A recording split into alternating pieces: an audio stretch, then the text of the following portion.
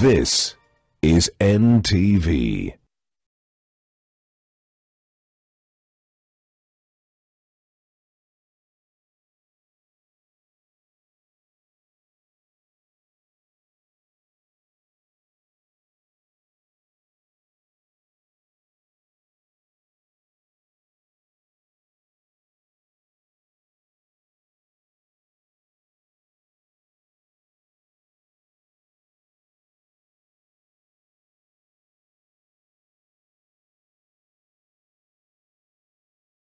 Of June 2023. This is the World MSME Day, a very special day for a special category of businesses in any market across the world, especially frontier markets like Kenya. And this year it is themed around women and youth and how to unlock opportunities and bolster resilience.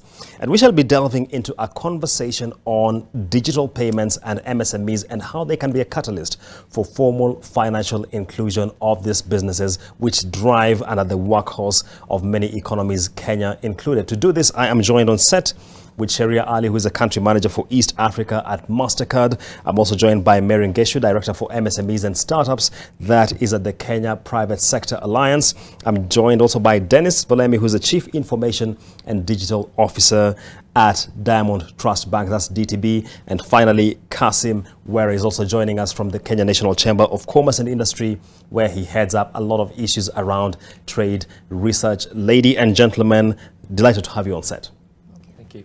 Let me just start off with Sharia Ali to my right here. Sharia, when you hear about the conversation of the World MSME Day and the focus being placed on how to bolster resilience for businesses led by women and youth, why is this important and what comes to mind for you? Well, firstly, I want to congratulate and celebrate this MSME Day for the 7.4 million MSMEs in Kenya. You have suffered a lot.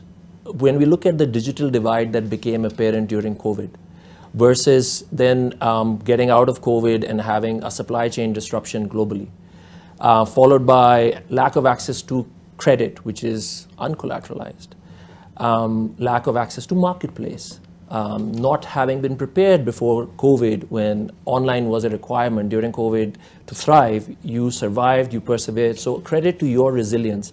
And I want to really congratulate all MSMEs who form the backbone of Kenya's economy. 80% of the businesses in Kenya are MSMEs. And therefore, it is only incumbent upon all of us to come together, look at the real pain points, whether it's access to credit, whether it's access to marketplace, whether it's providing digital payment options at a low cost. We have to come together and handhold you along the way. And what better place to have this conversation than in Kenya, where mobile money has actually shown us the way how you actually immerse yourself and go all the way down to the base of the pyramid and enable payments. So that is why today is a very important day for all of us. Mary Ngeshu, let me get your thoughts on this, especially being the lady on the panel and being a business person by yourself. Just give us some thoughts around why this day is especially significant for you. Thank you very much. I think today is a day that we are recognizing that MSMEs are contributing to the economy for Kenya and globally. In Kenya, you look and you see a lot of businesses are in the space where you'd call the MSMEs. And at the Kenya Private Sector Alliance, we have taken action of being the voice for the SME. And this is why I sit in as the director for SME. The Kenya Private Sector Alliance is the apex body for the private sector. It's the voice of the SME. We push advocacy, we work with the government to create an enabling environment for the businesses, including the SMEs. What we are trying to do at the Kenya Private Sector Alliance is to help SMEs to scale up.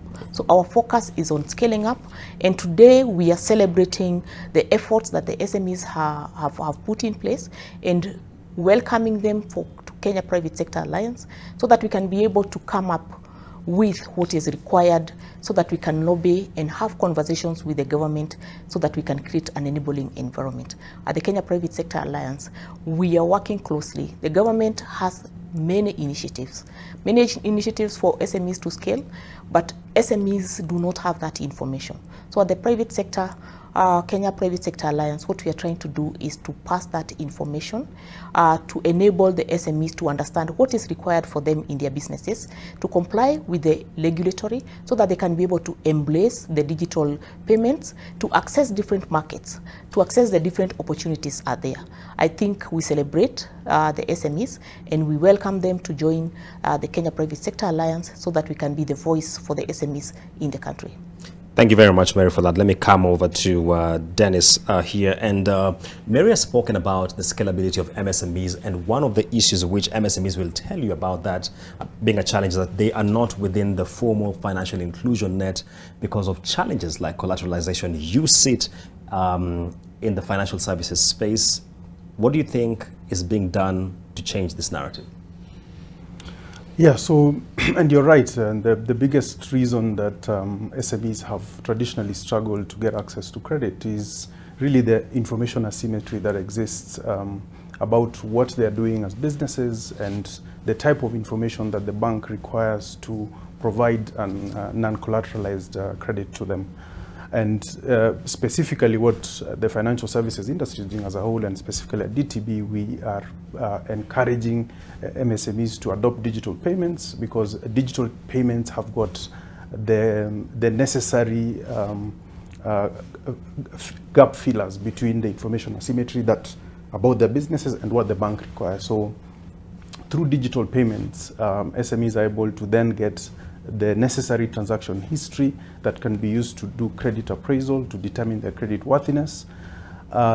This history that the banks would get from the credit, essentially the digital payment history, would enable banks to provide access to credit to MSMEs. Secondly, again, the fact that SMEs use digital payments allows the bank to have visibility of cash flows. So in form of determining whether an SME would have a continued credit line, utilizing digital payments allows banks to have that visibility of the necessary cash flows that they have to be able to service their debt. And finally, one of the biggest problems where people, rather SMEs, default is sometimes their inability to predict their cash flows. So digital payments provides them the necessary information in terms of being able to predict how their cash flows are coming through, and therefore they're able to manage their repayments to the banks better. And this, at large, will continue to provide them access to credit. Thank you, Dennis, for that. Let me come to Kasim. And Kasim, really just to give us your introductory thoughts.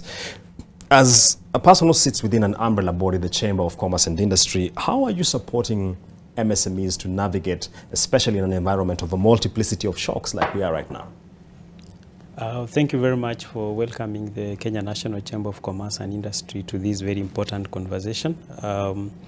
As you've been able to be shared with, we are a membership organization which cuts across the small, medium, and large enterprises as our members. Chamber has digital programs ranging from programs that were supposed to be able to help SMEs be able to be resilient during the COVID times. We also had programs that are supporting SMEs post-COVID. And we are saying that the Chamber is mandated to issue certificates of origin, which have been automated so that people can be able to access digitally. Initially, it used to be very tough. You have to travel from Naivasha, come to Nairobi, get a form, go back, fill, then come back again, and then back and forth if there are errors. But right now, you just do digital filling and digital payment for those certificate of origin. We've also been able to come up with digital lending programs during the COVID times, and I'm glad my colleague is here from MasterCard. I think we worked closely to ensure that we were able to lend people at interest-free during the COVID times so that they can be sustainable in the long run. We now have on the phase 2 of the program, which we're hoping that will reach over 500,000 SMEs on a similar arrangement. We have also come up with marketing programs so that we can reduce the movement of SMEs into the market, the logistics, called the iSoko platform, which is quite key in terms of reaching the SMEs directly. So we have practical solutions to the SMEs, which form the backbone of our operations. we've created a special category for the Juakal sector so that they can be able to be resilient during the COVID times. And I think the biggest category of members we have ever had is from that sector, which we hope that we can be able to formalize in the process. Okay. Let me come back to Sharia Ali. And as you've had, one of the recurring themes is COVID-19 and what it has meant, especially for MSMEs. And one of the things it did was to really accelerate the uptake of digital payments. When you look at the landscape as it is right now, we can't really say we are post-COVID, but at least we are out of the woods, if I could say. How is the level of uptake and the stickiness of the traction we saw back then? Thank you. I think that's a very important question because we have to look at history in the reference to time. Now, 80% of the economy is sitting on the backbone, which is the MSMEs. 85% of people surveyed in Africa said that they want to try a new digital payments technology. This is not coming on the back of a small survey. MasterCard runs actually a few indexes every year, which includes the New Payments Index, where we look for adoption rates. We look for what the customers are expecting for the future. We also have the MasterCard Index for women entrepreneurs, where we study what are the challenges that women entrepreneurs are facing and how are they looking at adopting new technologies to solve for the pain points they have. The Women Entrepreneur Index this year showed that Botswana, Ghana, and Uganda are at the top of the list at 38% roughly on average women entrepreneurs versus men. So this is a wealth of information that we base then our strategy, our customer value proposition, so that it actually addresses the pain points that the customers are facing post-COVID.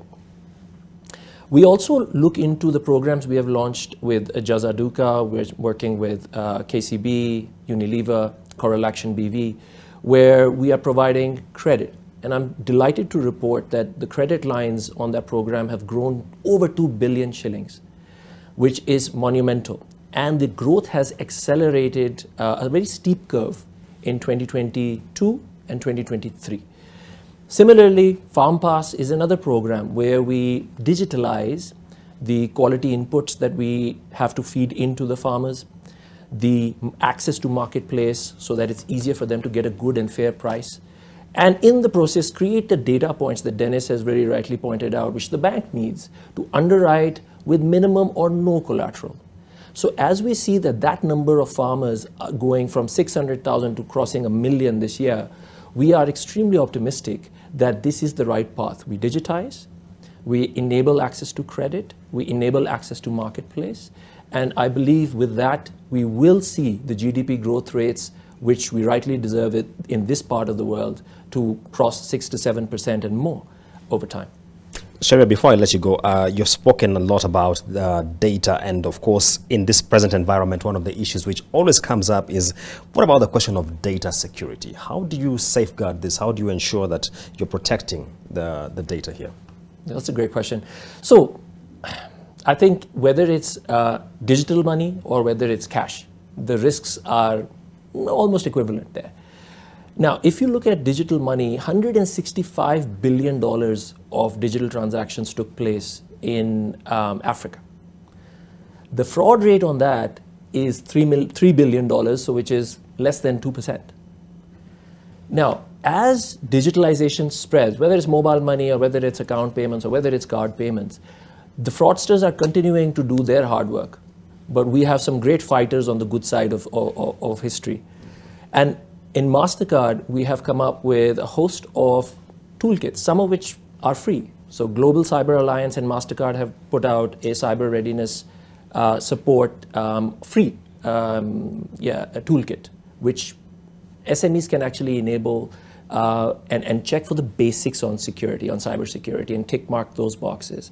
It includes authentication, it includes a host of other, how to manage your data, how to install new software updates, how to take care of phishing, a few other things. That's a free solution. Now, we also have other solutions where we have looked at behavioral biometrics in the shape of New Data, a company we recently bought. And that is the next generation. As commerce moves on to the mobile, the form factor of choice is mobile. And with New Data, we are able to use your behavioral biometrics as to how do you normally hold a phone when you do a transaction. What kind of phone do you use? Where are you normally found in terms of doing your transactions on your phone, and where this is transaction? So what we do is we do a transaction risk scoring profile there. And that gives the banks or any institution who is actually processing that transaction to decide whether they want to continue with that transaction or not, and also understand the risks involved. So we believe that we are going to continue to stay one step ahead. Every time fraud rears its head, we will have the tools to equip our SMEs to feel safe. Being ahead of the curve, very important point there, Sharia. Let me come to Mary Ngeshu, and the question here is, as a person who runs a business, and not just one for that matter, Yes. what's your experience in terms of how digital payments actually change the efficiencies within your business? Now, I think the efficiency will change because you be able to complete the transactions as fast, but you have also talked about the security to uptake that. I'll look into where I have no enough information, then I will shy away from doing the digital pay. And one of the things that we're doing at KEPSA is again to look into, get the insights, and we're able to pass that information for the SMEs. I will say it will require me to every day listen to the different players in the market, to even weigh who is giving better services, who is cheaper, because it will come up with a cost, to help me make that decision.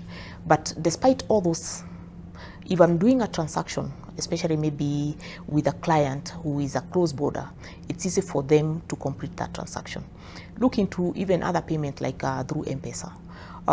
These days, I would say the biggest chunk of my business, because I'm working with SMEs, we are transacting through mobile money. And transactions are easy because somebody will come in, it's not a lot of money, you have your mobile money and you're able to pay, and immediately my team are able to confirm that you've done the payment, and we're able to give you your goods. Then we also are not exposed to the insecurity of handling a lot of cash in the business environment. So my team are secure, and we're able to grow our business, and we can transact as much as possible because you're using the digital pay. You look during the COVID time, and you remember there was a lot of, we don't handle cash because we believed that COVID, there's a lot of weather jams or whatever it is that you call them, that you can trust through handling cash, and digital payment came in handy. Whether it is again through mobile money or transaction of cards or online payments. We also changed into a lot of e-commerce. And if I'm doing an e-commerce transaction and I need to complete, then the digital pay will come in. We are also selling through Facebook, through Instagram, and you need to complete that transaction through pay. So in my business, every day we're using this digital pay. It is something that a lot of SMEs also have embraced, but it also comes now with those challenges that I've talked about at cost. And what we try to do at KEPSA is to look into how do we lobby so that there are good policies and they can allow transaction to be cheaper. If you remember, during COVID also, the government was able to reduce some levies so that the SMEs can be able to do transaction through the digital platform. So efficiency, I think it's easy way to complete a transaction. It's secure because it removes you from that insecurity of handling cash. And I think those are some of the benefits that I get in my business through digital pay. Thanks for that, Mary. And I know, Dennis, you touched on this earlier, but someone is watching this and wondering, to what extent do digital payments then help de-risk lending to MSMEs? We've always had that financial services firms are extremely worried of the risk profile of MSMEs, but how would digital payments help to change this? I know you touched a bit on this already, but just flesh it out more. Yeah, so really more in terms of the amount of data that the footprint for digital transactions leaves as far as the SME is concerned. One, in terms of history, there isn't enough knowledge you can get about a business other than looking at their performance over a long period of time. So that history of digital payments, or basically their financial flows, both incoming and outgoing payment, is able to give you a sense of how the business is performing, and therefore as a bank, even though there isn't a credit history with the SME, you then get comfort to be able to extend credit to them. I think I talked a little bit about visibility of cash flows, helping not just the SME but also the bank getting assurance that as they continue to service their facility, that the SME indeed has the capacity to continue to get more credit lines and expand and grow. Yeah, so I think by and large, from a de-risking perspective, that's what we're looking at. Other than, of course, the efficiencies that come with digital payments, allowing the SMEs not just to have the, to reduce their costs of handling paper, managing cash, but also ability for them to scale. If you think about post-COVID, a lot of people have gotten very comfortable transacting digitally, and the only way to service such customers is to be able to accept digital payments. So that helps them to grow. Also, the trade routes are beginning to open in Africa. That's a potential expansion possibility for these SMEs, but they need to have built the necessary integrations and ecosystems to accept digital payments so that they can take advantage of those opportunities to grow. Okay. I'd like us to talk a little bit about capacity development for MSMEs. And let me start with the chamber here. So what are some of the initiatives, programs you are undertaking, especially in terms of getting MSMEs to be ready for these digital payment solutions? Thank you very much. I think I forgot to mention to you that the chamber has a new president called Dr. Ruto. When he arrived at the office, coincidentally, the head of state is Dr. Ruto, and the president for Kenya National Chamber of Commerce is called Dr. Ruto. When he arrived at the office, the first thing he said, I don't want to see papers, I want everything digitized. I think that was his first statement to me. I was acting as a CEO at that time, a week ago. And the chamber in its operations has decided that they would wish to go digital. First, they have decided that since it's a membership organization, they should be digitizing membership, first of all, using the CRM program. And so all the membership activities will be done online, including being given a certificate at the end of the day. Secondly, they are moving to partner with banks because Chamber deals with international trade mostly, and they are moving towards having partnership with banks. We have signed an MOU with KCB, which has programs like the digital overdraft, the retailer finance, Lipana KCB. And then yesterday, I also had a very interesting visit to UBA Bank.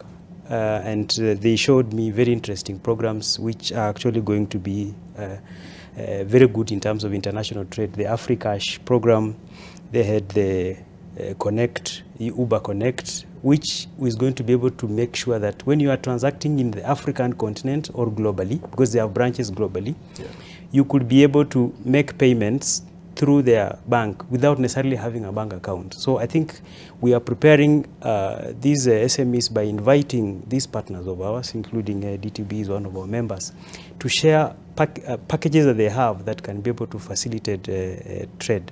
And we are hoping that through this, we could be able to reach as many as possible. And we are also saying that SMEs who cannot be able to reach the markets, we have a platform which is managed by the chamber called the iSoko platform. Yeah. They can be able to put their products there, be able to do transactions, and also be able to make payments online when you are progressing. One thing I want to mention is that on my desk, I have quite a number of SMEs who have tried to circumvent digital payments, and they are in much more trouble. Yeah. They have lost millions and millions. And so the letters of credit from the bank, their digital payment program will save them all this trouble because they have to confirm the customer on the other side before they do any payment. So it's something that people have to embrace because, as my colleague from KEPSA said, it is actually visible. You can do traceability. You can be able to connect with the others. You can cut on cost. But there's that illusion that is expensive, which is not true. And we are working with KRA as a membership organization to make sure that everybody knows that when they go to look for, to make sure that they formalize these SMEs, it's not about looking for taxation.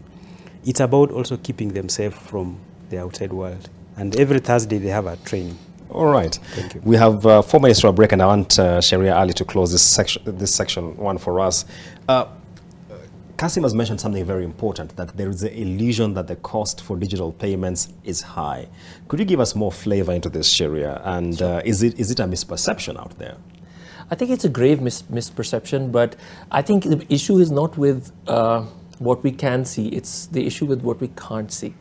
If we baseline the cost of cash, so how many of us think when handling cash that there's actually a cost to go and procure cash? There is a cost to actually secure cash, there's a cost to transport cash, there's a cost to disperse cash. And a country, whatever their GDP is, the World Bank research shows that 3%, anywhere between 2 and 3% of that GDP is the cost of managing just cash.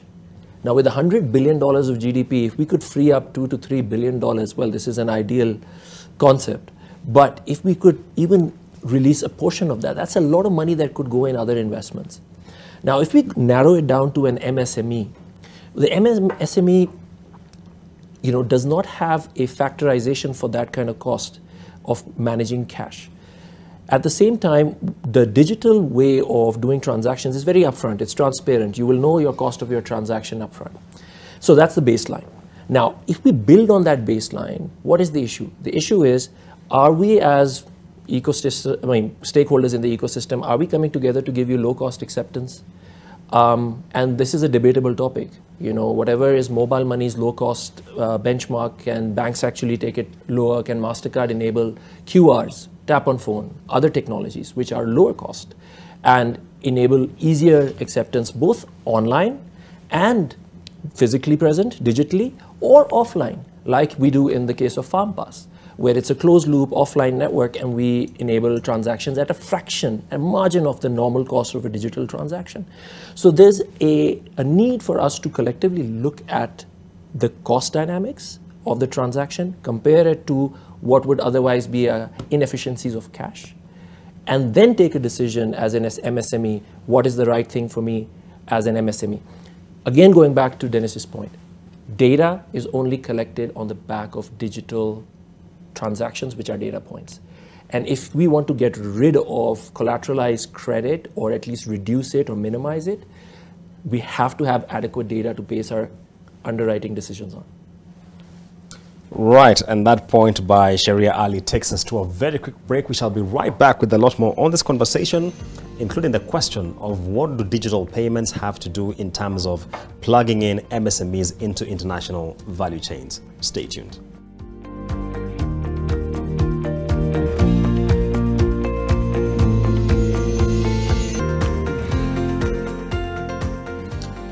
Welcome back to this special conversation on the Nation Leadership Forum, where we are delving into matters of digital payments and micro, small and medium-sized business ventures, a critical part of this economy. And I'm just sampling some of your questions online. And let me throw this question to Sharia Ali. Someone is asking, what is the role of digital payments when it comes to integrating MSMEs into regional and international value chains?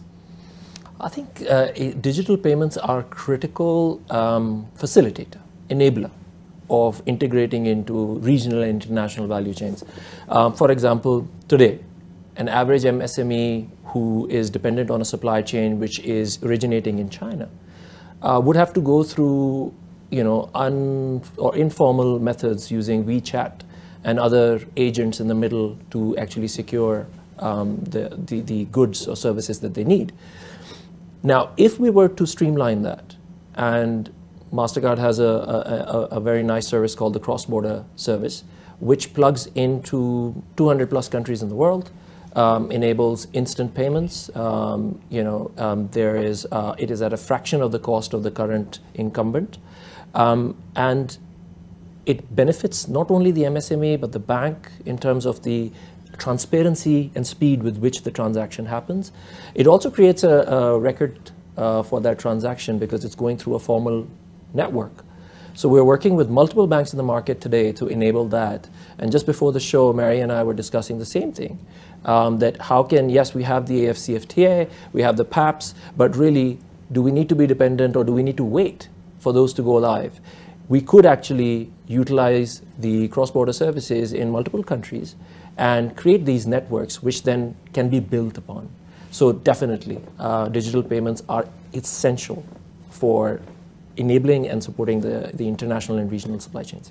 Kasim, you wanted to add on to that? Yes, I just want to build on what the head of state was commenting recently about payments. You are doing business with Djibouti and you want to make payments in US dollars. What is happening is that the digital payment is enabling us to be able to do business. We have the Afri-Exim Bank, which can be able to pay in local currency. We have the UBA Bank right now, which is doing the international trade with the local currency. You can be able to pay and be able to transact business. I don't know what DTB is doing. Possibly he will share with us. Maybe they also have a package. But KCB has a package. And I think that's where we are heading because it has been a hindrance to trade by the SMEs. I can give you an example. Kenya, if you went to Uganda, you can buy shoes, bag, and all that things from just from the local market using Kenyan currency. Yeah. But walk to Kikomba here with Ugandan currency and purport to want to buy shoe or anything, you'll be told, no, stop. But if you are coming from Uganda and you want to pay through M-Pesa, you'll be allowed and you'll be able to do the transaction. So the cross-border trade is enabled by digital payment because it is the easier way and secure and efficient. Yeah. Thank you. Mary? Add into that. Sure. When you look at the international value chain, there are huge opportunities for the SMEs in either subcontracting, that maybe a multinational will be able to subcontract an SME for a service. You can also be supplying whether they are raw materials, and if you look in a value chain, maybe like in the agro processing, a lot of our SMEs are small farm holders, and they are having low materials in small quantities, and sometimes also they want to aggregate maybe with a bigger network so that they can be able to access the market. And when then it comes into those transactions, they don't have capacity of a lot of working capital, cash flow, so they require their money now. As we are saying, the transaction needs to be completed and they need to get to be paid. So if they are able to integrate themselves with the regional or international value chain, whether they are supplying the raw materials or they are subcontracting, then if they have an easy way of understanding and knowing that they can be able to get their payment, then the opportunity of them embracing that becomes quite high. Okay. Dennis, help me answer this question. And I've got this question from about 3 viewers and they're asking,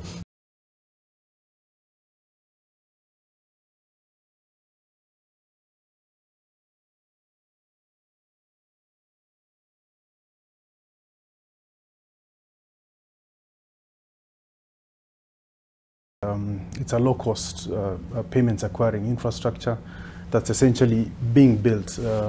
Initially, it was being built by different players, but what the industry has come together through the support from the central bank, MasterCard and Visa, is to create a national standard for QR codes. And the essence really is to try and get rid of the clutter. You know, when you go to the retail shops and you see the clutter there where there are many different payment options, pay bill from every single wallet provider, and POS is essentially a POS device for every single bank that does acquiring. The essence of the QR code project is to simplify payments acquiring at the point of transaction. So what this will mean, essentially once this is rolled out, because this is an ongoing process, and DTB is a big part of the project, is every merchant will be able to receive and accept payments from every store value. So it doesn't matter whether you're paying from mobile money or from a bank account, whether you're using a card or using your mobile app. As a merchant, you'll be able to accept those payments regardless of whether you're from Airtel, Safaricom, Telkom Kenya, or a different bank. So that's going to unify that experience for the customers paying, and for the merchants, it's going to make your life easier. So for SMEs, I'd really encourage for them to pay close attention to this and adopt, because it's going to ensure that from an inclusion perspective, essentially it doesn't matter who is paying you, they can pay you with that QR code from whatever store value. Sure, yes. Would like to compliment what Dennis has just brought to life, because what is one of the bigger challenges in Kenya right now? We have the forex reserves, which are under stress. And so while we were designing this QR very rightly under the leadership of Central Bank of Kenya in terms of setting up the standards. Under the leadership of Central Bank of Kenya in terms of setting up the standards. It was also critical that we looked at what is in the interest of the country, and we said, how about within that QR or quick response code, we place or make a provision for a service called Pay by Link. What that does is that even if I am not actually a Kenyan, I'm coming from abroad and I'm bringing a card from Europe, US, wherever else, I can bring that, I can still scan that QR.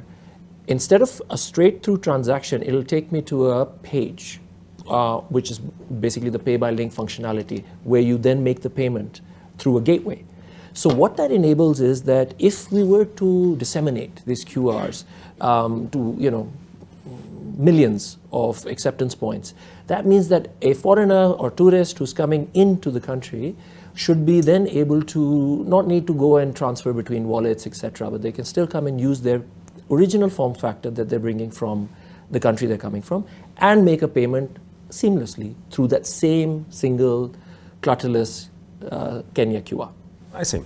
Ladies and gentlemen, let's switch gears and talk about the policy environment. And let me start with Mary Ngeshu. What's your overall assessment of the policy environment as it stands in terms of the degree to which it facilitates adoption of digital payments? Well, and before I answer the policy, I want to ask the question about the QR code. Please go ahead. On behalf of the SMEs, yes. I'm then imagining that if you can be able to scan and you can deal with different digital pay providers, and currently what you see is that all of them, they are charging different charges. And then think that it will be important that they're able to harmonize. We have a similar fee for the SME, or I would want to hear from the experts. How would that go? Let's go with Dennis Yes. first, then we come to Sharia. Yes.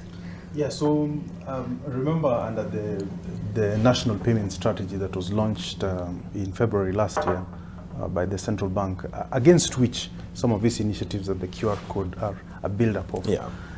Part of the big focus areas of that strategy is to promote inclusion. And you cannot talk about inclusion if you don't address the cost challenges that the SMEs are talking about. So there isn't an immediate path to ensure that you pay a single fee regardless of who your bank is and who is paying you, but there's a path. There's a path to ensure that there's inclusion, and the standardization of the collections infrastructure is a first step towards that. Yeah. Sharia, very quickly. So I think that's a very important question, and one that we have to solve together. It's not a single party capability to resolve this market level policy matter.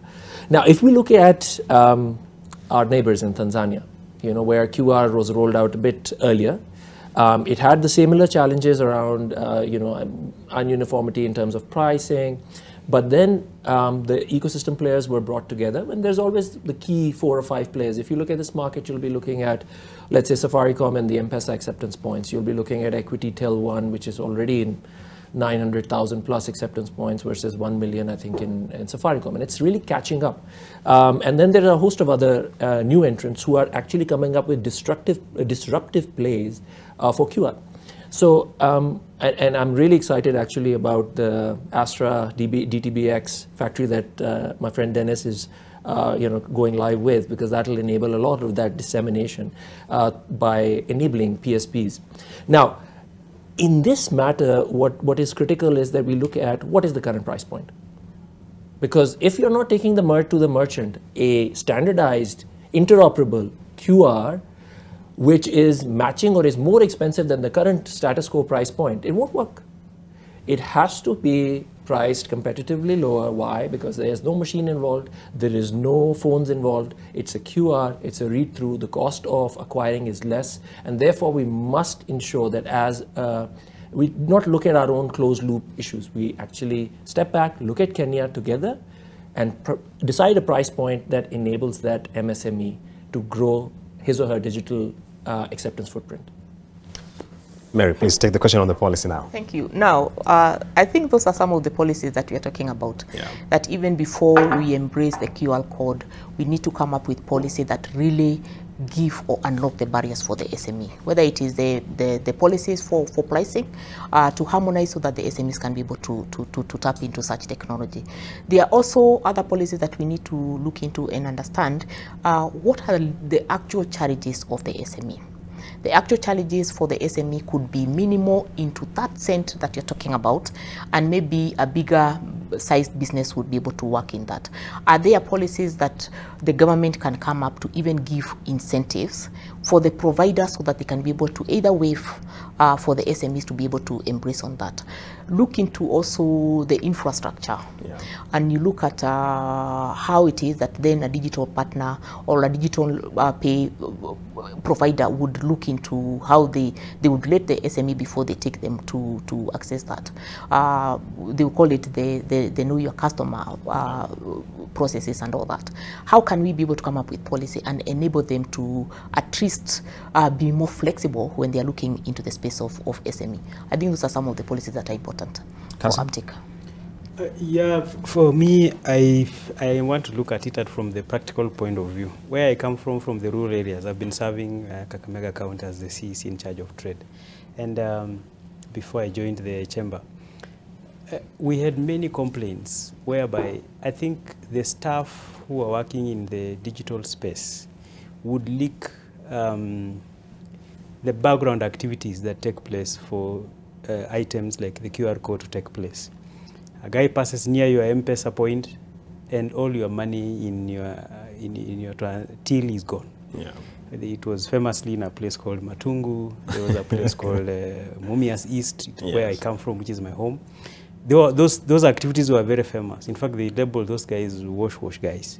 They will pass by your shop, and that is gone. So we are saying that the data protection has to be there. And for example, what the chamber has done since the new president came in is to have that data protection compliance put in place so that they are a control of it.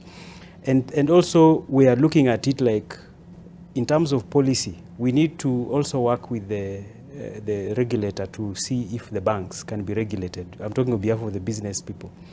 I was talking to him before he came in, DTB charges, I don't know how much, KCB, another transaction. So can we be able to cap them so that they can charge between these bands because they are all over? Yeah. And when the mid-year comes, you hear them declare supernormal profits. We have done 41.4 billion shillings. So we are hoping that we should be able to have a policy so that we can cap them. Then patent innovations, possibly whatever he's talking about is very, very interesting. And so a policy around capping those innovations are quite good. And then disseminating the information and enforcement of the Data Protection Policy 2018 and the regulations that came in 2021. People do not know about them. In fact, even me, I was reading about them when you called me to the show. So I believe that if I was reading about them when you called me to the show, then there are many other people out there who honestly do not understand these things. So we are saying that we need to have a mechanism on how these policies could be disseminated to an NG so that they can get to understand what they are doing. Policy dissemination, and Kasim, I should remind you, this market actually has an experiment with the capping of banks, and we saw a very perverse outcome. But let me allow Dennis to come in at that point. I think I must. So I think they've covered a lot of the areas, but I think three main important policy areas that require a lot of focus for digital payments to grow. One is on, I think we've talked a little bit about interoperability and standardization. Yeah. So that's very critical because it allows many players to come in, and you can only digitize an economy if you have a lot more players and not just two players. So interoperability is key. The government needs to ensure that it is possible, no payment service is launched that doesn't allow interoperability across the industry. So that's very critical. Number two is support for partnerships. And I think I'll talk a little bit here about what we're doing at DTB. So we strongly believe that you can't grow this market by yourself. So what we've done at DTB, using a platform that we just launched called Astra, is to create a platform where we're able to extend what we're calling banking as a service to different third parties. So we're looking to extend our capability to other fintechs that offer niche services. So you talk about supporting education or health. As a bank, we can't solve problems in health and specifically in education, but we've got people who are focused in that sector. So what we're saying is we want to provide you the financial services rails that you can connect to us and be able to offer those niche services in that area that you want to focus on through us. So I think a focus on encouraging partnerships is critical because it helps us ensure that each area of the economy is sufficiently addressed. Sherry, just very quickly before you take a break. I think standardization is critical today. For example, if you go to a grocery shop, you know, there is something called the CVM limit on the card. So when you want to, for example, you're in a hurry, you want to go get your groceries done or pay for a fee, or you know, you're on a toll plaza and you want to just wave your phone and make a payment. These CVM limits today are a bit disproportionate across the industry. We need to have standardization for our customers so that everybody knows with confidence that I can go anywhere as long as they have the wave sign on their terminal of acceptance. They can just tap and go. No putting off pins and OTPs and all of that. You know, you can actually add value to your life. You can have pleasurable experiences going through the same daily routine that you do today, but over there you have to wait in line, and so it slows you down. Now, this is just one example of standardization. The QR standardization is another big one, and I think, yes, it's something that has just gone into motion. We have just set up the standards, but if it's collectively, like Mary pointed out, managed well, and maybe a regulator has a big role in bringing all the parties together and driving this, I think we'll be seeing a totally different payment landscape 5 years from now. This has the power to disrupt the current ecosystem and upgrade the customer experience. So I believe these two things in terms of interoperability and standardization are critical for us to keep at the center. And then proliferation of the banking and financial services through, you know, ag tech, insure tech, health tech, education tech.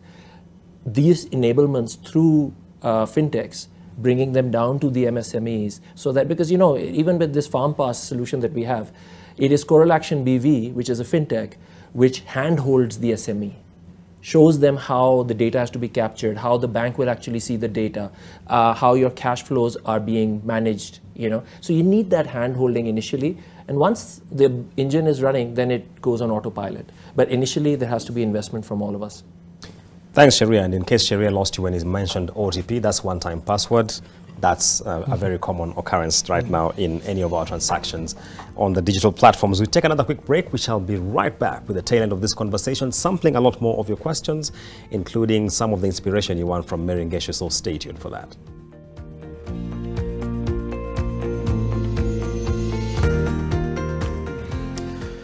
Welcome to the tail end of this conversation on MSMEs and digital payments. We are looking at how to unlock efficiencies and bolster resilience. And this section will be quite fast because we're getting to the tail end of it. So let me start with the Sharia Ali. There's a question here, and someone is asking, debit and credit cards, would you recommend this for MSMEs? Sharia, take it away. Thank you very much. I think that's a great question.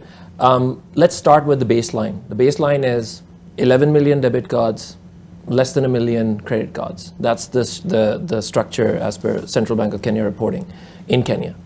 Now, if you look at the globe, you have billions of credit cards. You know, so credit as a behavior is a very natural requirement of any successful, thriving economy. It is the responsible management of credit that we have to enable and ensure through, you know, it is critical to handhold, showcase what are the best practices of utilizing credit. If we think about the net disposable income today, it's going down.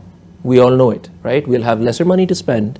And therefore, if a instrument like a credit card gives us 40 days or up to 40 days of grace period with no interest, it's far better than going for a very high interest rate short-term loan.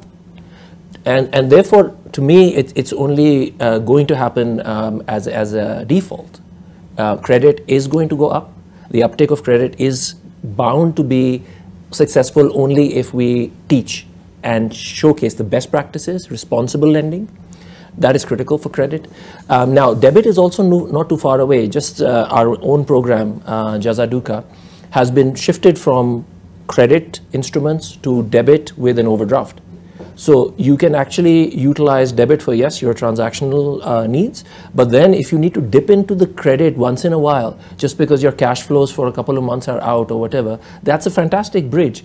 And the key thing for us to keep in mind as leaders is exorbitant price or cost of credit harms our ecosystem. We need to make sure that, yes, there's always concerns and risks around recovery and the costs of recovery and default rates, etc. But looking at enough data points in our history in Kenya, we can come up with a responsible lending program with an interest rate which is bearable. For example, just for this, the Farm Pass lending, we are looking at, Jazaduka lending, we've got a 3.5% interest rate per week. So, I mean, there are interest rate points which are actually manageable, and then there are interest rate points in the 40s and 50s%, which really put a lot of stress on MSMEs. I'm sure, Dennis, you want to chime into that point. Yeah, as I think as Shira said, people don't use, people don't use credit and cash in isolation. So it's a cycle. People have money, but as they use their money, they also want to use a little bit of credit. So the important thing really for MSMEs is to get a good balance of a business. And I think digitization and adoption of technology allows them to have the visibility of their business that then allows them to determine at which point they should use credit and at which point they should use their own cash on debit cards. And while we're with you, Dennis, there's something quite interesting you're working on at DTB. Could you just give us more insight into it? Yes. So at DTB, we strongly believe in partnerships. And so we have launched a new business model where we're essentially looking to partner with what we call technology-enabled businesses. Technology-enabled businesses, sometimes a lot called fintechs, but we would like to believe that it is anybody who is trying to do business using technology, including SMEs and MSMEs. So what we are trying to do is we're trying to provide this sort of technology-enabled businesses three main things. And this is in our ability to provide our contribution to help these businesses scale and therefore grow the economy. One, of course, is to provide them digital rails. So we are providing banking as a service within our rails to ensure that whether you're talking about payments, cards, lending, savings, investments, we're able to provide you with open banking APIs that can enable to power your business in whichever area you're trying to solve a problem. So that's number one. Number two, we are walking the journey with these fintechs or technology-enabled businesses to navigate the regulatory environment.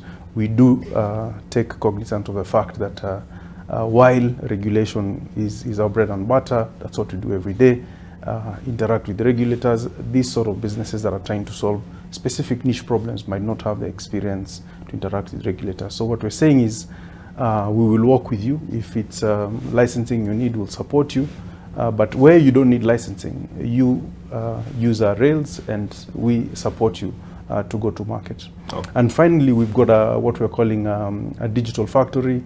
And the essence is that we are providing an open space where these digitally enabled businesses can interact with us. So an open space where they can come, work with us, co-create new products and services. And most importantly, we've built a good space, and when these businesses are ready to launch and go to market, they can actually use this space to launch their products. So that's what we're doing, and we welcome all of you who are looking to use technology to scale to come and work with us so that we can support your growth. Thanks for that, Dennis. Mary, there's a question here about what is KEPSA doing specifically for micro businesses, the smallest of the small ones. It looks like someone here has a sentiment that we have focused largely on the small and medium-sized. I will say, when you talk about the MSME, you're talking about the micro, the small, the medium enterprises. Yeah. And at KEPSA, we have a platform that takes care of all that. We have Jua sector, who we work with closely with the KEPSA, and Jua sector is dealing a lot with the micro. I'll also say that we have had several programs that we have been able to capacity build the micro. We have an SME accelerator program that we ran during the COVID year, and a lot of the a lot of the enterprises that we capacity built that time, 100 of them, we had 106, 100 of them were SMEs, and 6 of them were 100 of them were micros, and 6 of them were SMEs, were small, who we have been able then to scale to being medium. So we put our program and categorize in that platform of what is necessary for the small, so that for the micro, so that we're able to grow them to being small and grow the small into being medium. Yeah. We are also having the conversation with the government and saying, how do we define those different categories of the MSME? So that when we are dealing with the bank, when they come up with solutions, they don't come up with a solution that is one fit all. Yeah. They come up with a solution that speaks to the micro, another solution that will speak to the small, another one that will speak to the medium. Because even when you look into the business needs for these 3 categories, they are different. The micro, they may require a little money. They may not have capacity even in access of the technology that we are talking about. So we need to first lift them with the retro finances that they require, build their capacity to enable some of the technology that we are talking about. Some of them may be informal, so we may need to put more effort in formalizing them, yeah, so that they can then be able to grow to the next level. When you grow to medium, then your problems could be people problem. You don't have enough skills. How is it we can be able to capacity not just the entrepreneur, but even the businesses to be able to have the skills that they are required? When you come into medium, then you need much more money. The banks or the financials will look at you in different ways.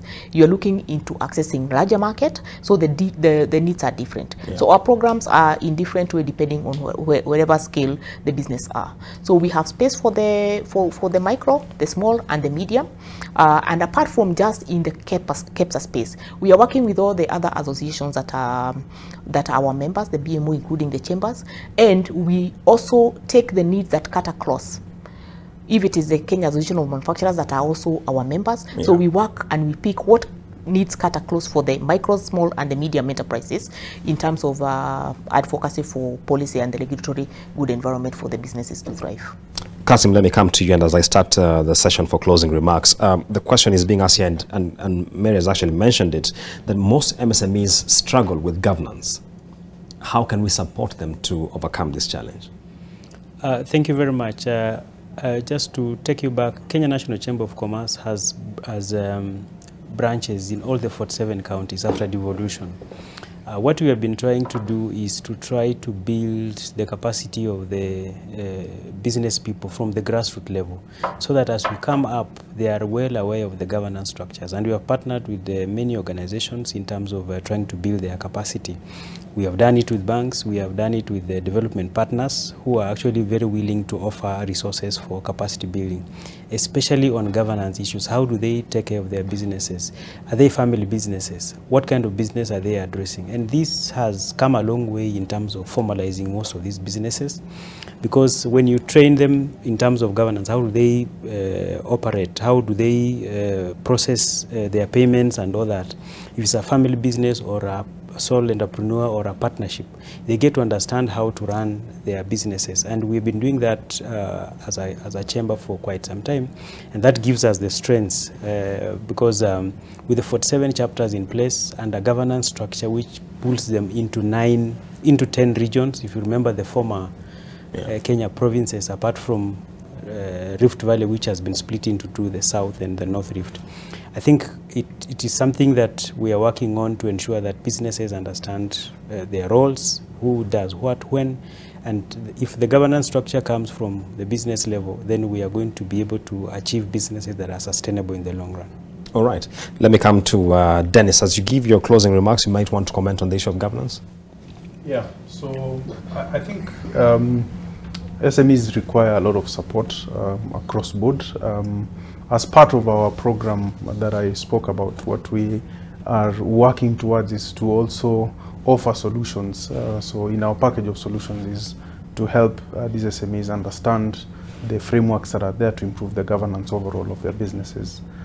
So I think this is an important topic, and as DTB we continue to support SMEs as we help to solve their problems. I think in closing, from my end, I would say we are open for business. We're ready to support SMEs. Come and talk to us.